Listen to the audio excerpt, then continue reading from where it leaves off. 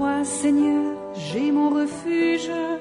Garde-moi d'être humilié pour toujours. Dans ta justice, défends-moi, libère-moi. Tends l'oreille vers moi et sauve-moi. Sois le rocher qui m'accueille, toujours accessible. Tu as résolu de me sauver. Ma forteresse et mon roc, c'est toi. Sans fin, je proclamerai ta justice et ton salut. Seigneur mon Dieu, tu es mon espérance, mon appui dès ma jeunesse. Toi, mon soutien dès avant ma naissance, tu m'as choisi dès le ventre de ma mère. Ma bouche annonce tout le jour tes actes de justice et de salut. Mon Dieu, tu m'as instruit dès ma jeunesse. Jusqu'à présent, j'ai proclamé tes merveilles. Sans fin, je proclamerai ta justice et ton salut.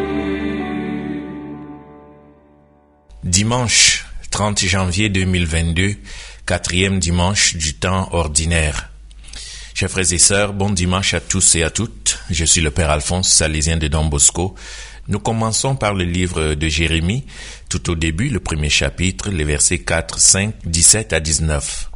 Ensuite, la seconde lecture qui est tirée de la première épître de Saint Paul aux Corinthiens, chapitre 12, verset 31 jusqu'au chapitre 13, verset 13. Et enfin, l'évangile selon Saint Luc, chapitre 4, nous passons au verset 21 à 30.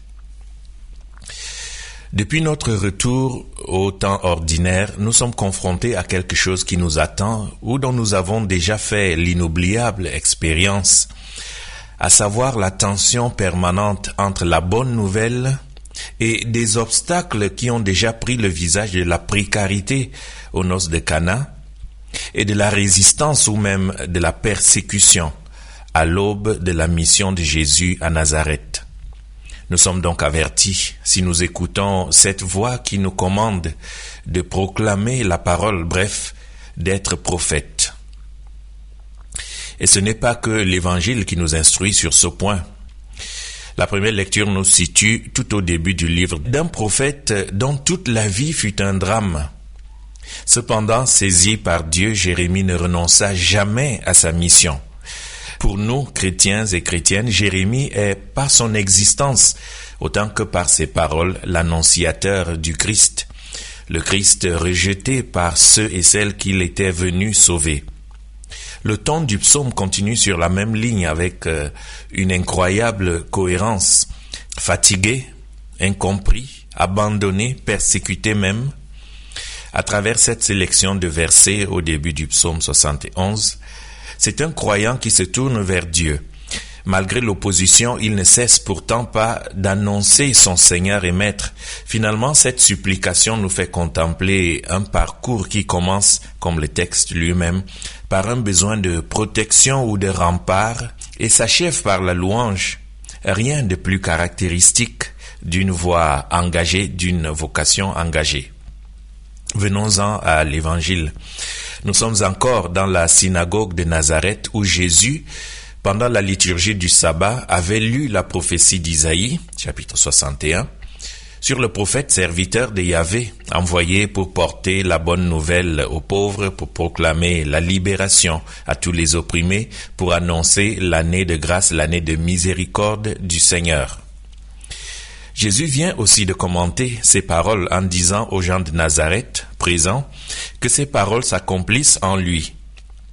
Cette brève homélie suscite l'étonnement de ceux qui l'entendent, qui sentent que ces paroles sont intrigantes, pleines de grâce, des paroles qui font autorité. Se souvenant de la jeunesse passée par Jésus à Nazareth avec sa famille, ces gens dans la chapelle, dans la synagogue, s'interrogent. N'est-ce pas le fils de Joseph, le fils du charpentier? N'est-ce pas notre fils? De prime abord, ces paroles peuvent correspondre à la fierté, à l'admiration. Et ce dernier mot, admiration, du verbe regarder, est d'ailleurs approprié puisque étymologiquement, il correspond au fait de cet évangile que tous les yeux étaient fixés sur Jésus. Peut-être sur lui et non pas sur la parole qu'il proclamait, comme plusieurs fois à l'Église. En effet, l'admiration, même envers les paroles, envers celui qui parle, ne correspond pas toujours à une véritable écoute de Jésus et à une foi en lui, à une confiance en lui. Ainsi, dès son premier acte public, Jésus se révèle comme un signe de contradiction qui dévoile les pensées profondes de plusieurs cœurs, comme l'avait prophétisé le vieux Siméon, Luc 2, versets 34 et 35. Cela a certainement été douloureux, déchirant pour Jésus. Il avait un cœur comme nous. Il pouvait être blessé, un cœur par ailleurs très sensible et attentif. Mais Jésus était aussi passionné, totalement déterminé dans sa vocation, dans l'appel qu'il avait ressenti. Il ne pouvait donc tout simplement pas s'arrêter aux impressions superficielles des hommes, mais regardait les pensées qui habitaient leur cœur, comme le dit l'évangile de Jean. Il connaissait le cœur de l'homme. Il pouvait donc ainsi presque anticiper les intentions de ses interlocuteurs et les dénoncer. C'est pourquoi il dit « Vous me citerez certainement le proverbe « Médecin, guéris-toi toi-même. Fais parmi nous les prodiges que tu as faits à Capharnaüm, et alors nous saurons qui tu es, nous saurons que tu es. » Il est venu parmi les siens, et les siens l'ont rejeté, dirait le prologue. Et c'est une parole diabolique que Jésus a connue au désert. Change les cailloux en pain si tu as faim. Et qu'il entendra sur les lèvres d'un malfaiteur qui sera crucifié près de lui, et même sur les lèvres des prêtres, des soldats romains. Puis Jésus ajoute des paroles qui révèlent un autre accomplissement qui s'est réalisé ce jour-là. Aucun prophète n'est bienvenu dans son propre pays. Contrairement à nous, de l'échec de sa prédication, Jésus ne tire aucune raison de découragement ou de déception. Au contraire, il voit dans cet événement une confirmation de son identité. Il est vraiment un prophète et en tant que tel, il ne peut être que rejeté par ses frères dans la foi. C'est pourquoi il rappelle à ses concitoyens et aux membres de sa famille qu'il ne se passe rien de nouveau en fait dans cette synagogue de Nazareth. Et pourquoi donc? Difficile à dire. Ce qui s'est toujours passé pour tous les prophètes est en train de se renouveler. C'est arrivé à Élie, qui n'a été soutenu et écouté que par une veuve étrangère, une phénicienne de Sarepta, premier livre des Rois, chapitre 17. C'est arrivé à son disciple Élisée, qui n'a pu guérir de sa lèpre qu'un païen, Naaman le Syrien, second livre des Rois, chapitre 5. Oui, les prophètes ont toujours été accueillis et écoutés, non pas par les croyants d'Israël, mais par les non-croyants des autres peuples. Pour le peuple élu comme pour nos églises, il en va souvent de même, hélas. Les croyants sont souvent tellement satisfaits et sûrs de leur appartenance qu'ils ne sont plus ouverts à recevoir ni de Dieu ni de ses prophètes des paroles et des actions nouvelles qui les bousculent, des paroles non attendues, non prévues par leur schéma. Leur schéma. Beaucoup d'entre nous, croyants, ne cherchons pas Dieu, mais avons besoin d'un thaumaturge, d'un Papa Noël à notre disposition, prêt à intervenir dans nos petits ou dans nos grands naufrages. Parfois, nous sommes à l'affût de quelqu'un qui nous épatera avec des effets spéciaux, qui résoudra nos problèmes. Pas vraiment de celui qui entreprendrait de changer nos cœurs. Nous aimerions détourner la puissance de Dieu pour la mettre, pire, pour le mettre lui-même à notre service plutôt que de le servir, de lui obéir. Là, ce n'est pas le Dieu des prophètes.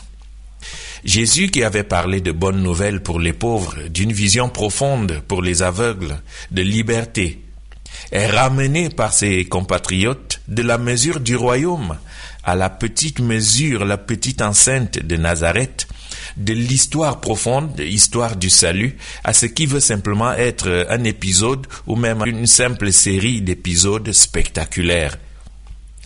Et combien de fois cela se reproduira-t-il? Et Jésus entendra systématiquement cela. Accorde-nous du pain et des miracles et nous serons de ton côté. Multiplie les pains et nous te ferons notre roi. Roi à la mesure de nos estomacs, de notre porte-monnaie ou de ta capacité de farotage, comme on dit. Mais Jésus sait qu'avec du pain et des miracles, on ne libère pas les gens. On en prend plutôt possession. Or, Dieu ne prend pas possession. Dieu n'envahit pas. Dieu ne nous rend pas dépendants, mais il nous libère. Libérateur est son nom. On dirait même qu'il est le Dieu des offenses, le Dieu des offensés, un Dieu dont la maison est le monde entier, qui brise les frontières, un Dieu dont la maison est la douleur et le besoin de chaque être humain. Jésus révèle à ses frères et sœurs leur erreur la plus dramatique. Ils se sont trompés de Dieu, ils se sont trompés sur Dieu. Se tromper sur Dieu est le pire qui puisse nous arriver, parce qu'alors vous vous trompez sur tout, sur l'histoire, sur le monde, sur le bien et le mal, sur la vie et la mort. Frères et sœurs, les paroles de Jésus exaspèrent donc les fidèles présents dans la chapelle de Nazareth. Ils s'étaient rendus à la synagogue pour le culte hebdomadaire, pour une routine, pour écouter comme d'habitude la parole de Dieu. Ils ne s'y étaient pas rendus pour rencontrer une personne, qu'elle soit la parole faite chair ou non. Ce n'est pas exactement parce qu'ils croient qu'ils sont venus à l'église. Dans un tel contexte, on a vite fait de passer de l'émerveillement à la fureur, de « Amen, Alléluia » à la condamnation, d'une appartenance à une religion, à une chapelle, à une église, à une attitude violente ou indifférente, voire criminelle et inhumaine.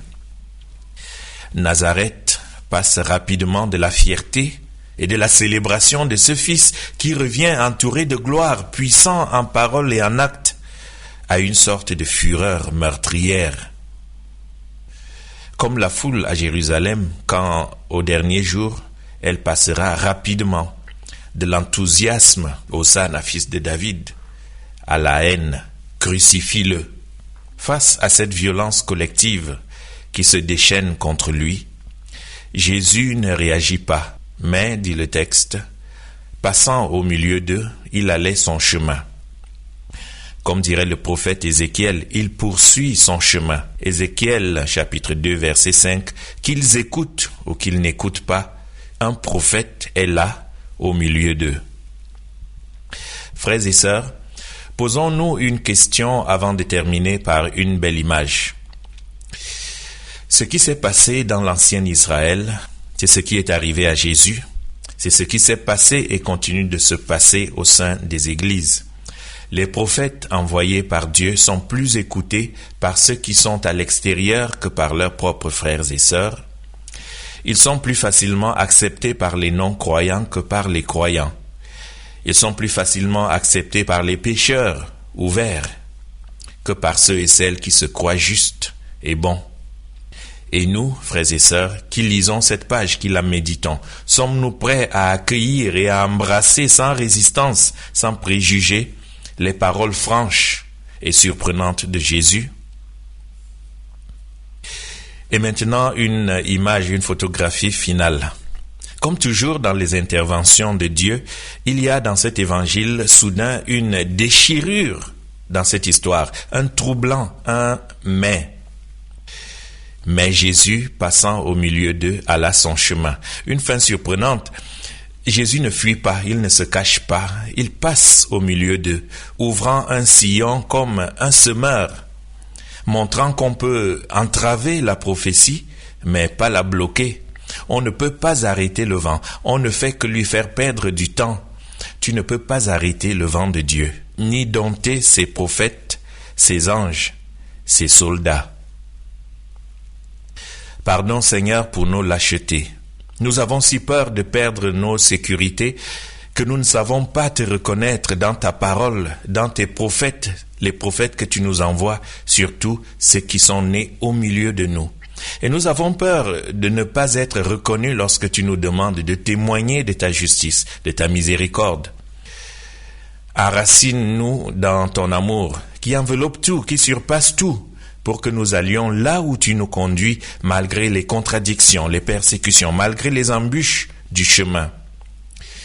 Sans cesse tu nous redis, ne crains pas, je t'ai envoyé, je suis avec toi. Oui, Seigneur, tu es notre force, notre bouclier. Fais de nous un peuple inébranlable, une armée sainte, pour mener avec toi le combat de l'amour, parce que tu es le Dieu tout-puissant et miséricordieux.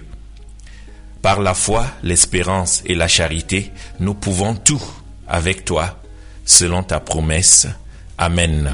Laisse-moi te raconter, c'est l'histoire d'une personne qui a tout guidé.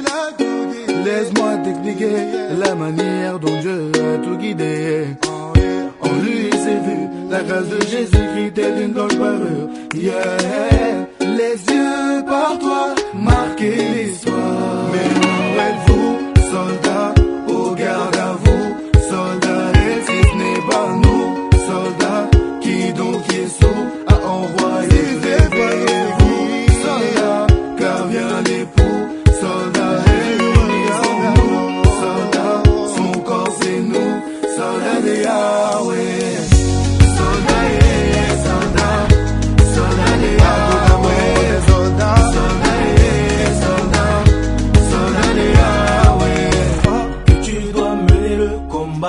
Et c'est lui qui va le faire en toi, pour toi, par toi. Arme-toi et souviens-toi que toute ta vie doit dépendre de Jésus.